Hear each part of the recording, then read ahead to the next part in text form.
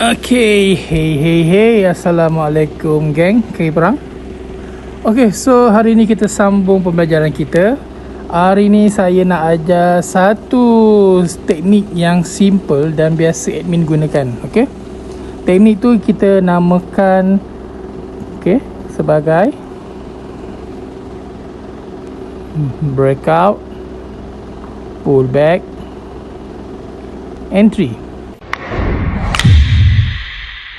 Ingat Sife ni memang kita kena selalu pakai sebabnya ini adalah antara konsep teknik yang admin pakai. Okay, ingat breakout, pullback, entry.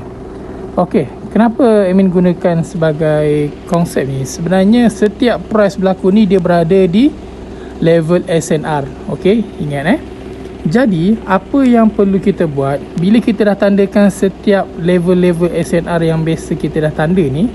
Okay, kalau masih kepada newbie yang baru tengok video ni, anda boleh tengok di previous our video berkenaan dengan SNR, macam mana cara nak parking. Okay, jom kita sambung. So, bila kita dah tandakan level-level SNR ni, okay, kita contoh sebagai macam ni level SNR macam ni. So, kita akan tandakan SNR. Jadi, kita akan buat, andai kata kalau price ni sudah membuat breakout, maksudnya dia membuat satu paras harga yang baru. Jadi kita akan tunggu, dia pullback balik dekat tempat kawasan dia breakout ni. Sebab apa? Setiap price yang berjalan ni, entry yang terbaik adalah tempat yang dia breakout untuk disambung kenaikan. Macam juga kalau dia menurun. Kalau kita nampak dia turun, contohnya, sini level-level support, level SNR lah. Jadi kalau kita nampak price tu dia sudah breakout, kita jangan sell lagi. The best entry adalah tunggu pullback. Tapi sekiranya saya nak beritahu, bukan semua price yang breakout dia akan pullback. Ada yang breakout dia terus pergi. Jadi konsep kita gunakan ni adalah quick retest. Yang mana bila dia breakout kalau dia tak ada pullback, tempat yang breakout ni kita abaikan setup tu. So teori dah selesai. Jom kita pergi ke chart. Jom kita praktiskan dekat dalam chart. Biasanya saya suka gunakan macam biasa, time frame paling kecil saya suka gunakan H4. Jadi saya nak tunjuk contohnya breakout dia. Kalau tuan-tuan puan dah tengok, di sini apa? Nampak tak dua marking setanda ni? Atas ni adalah resistance. Bawah ni adalah support. Jadi simpelnya cara yang terbaik macam saya katakan tadi. Kalau tuan-tuan puan dah tengok price ni, contoh di bawah, and then dia breakout ni maksudnya dia body solid melepasi kawasan resistance ni. Jadi bila dia melepasi area sini, contohlah price sekarang berada di sini, contohlah.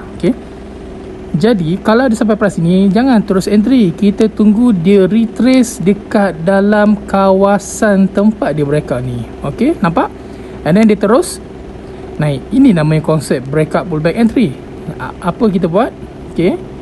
So kita nampak price breakout solid, pastikan solid. Dia tak nak acah-acah shadow semua ni, kita tak nak. Kita nak mesti solid body melepasi harga paras tu. So nampak price dia solid, dia breakout. Lepas tu dia akan mesti retrace kat sini. Retrace dan kita entry lah kat sini. SL kat mana menampak adalah shadow ni, kita SL kita kat sini, cukup. And then TP, dia terus naikkan lah. Tetapi kena ingat, andai kata sekiranya kalau price ni contohnya, sini bahagian kita punya resistance.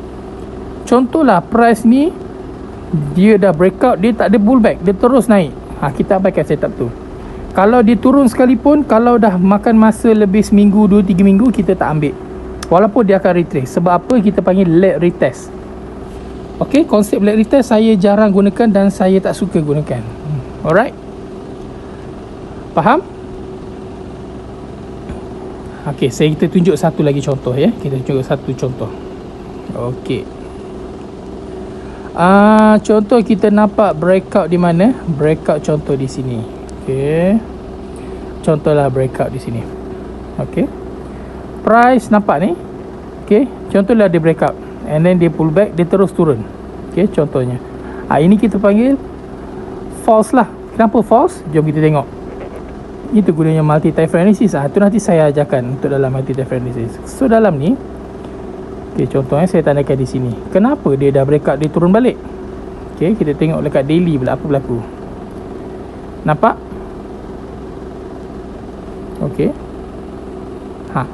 Dekat daily kita nampak di sini ada satu bearish engulf besar di sini. Sebab apa? Bullish ni tidak dapat melepasi atau dapat engulf bearish ni. Sebab itulah dia turun.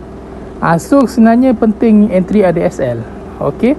Saya nak tunjukkan bukan semua yang breakout tu adalah setup valid, tapi akan menjadi. Sebab kita dalam market ni, yang penting kita kena jaga risiko. Okey. So kalau anda lihat kat sini, okey, sini ada satu bearish engulf daily yang sangat besar. Okey. Dan banyak hari the next day, hari pertama, hari kedua dia cuba nak engulf, cuba nak lawan bearish engulf ni, tetapi dia fail. Nampak je ini ada rejection. So next candle daily tu dia terus penerjunan. Sebab apa? Kalau dalam structure, kena ingat dalam structure, okey, this one is high, ini low. Okay, this one jadi apa? Low high. Sebab itulah dia junam. Okay, so kena ingat so bila kat H4 ni, kalau nampak dia breakout sekalipun, okay, nampak dia solid breakout, entry mesti ada SL. Alright, dapat something? Alhamdulillah. Assalamualaikum.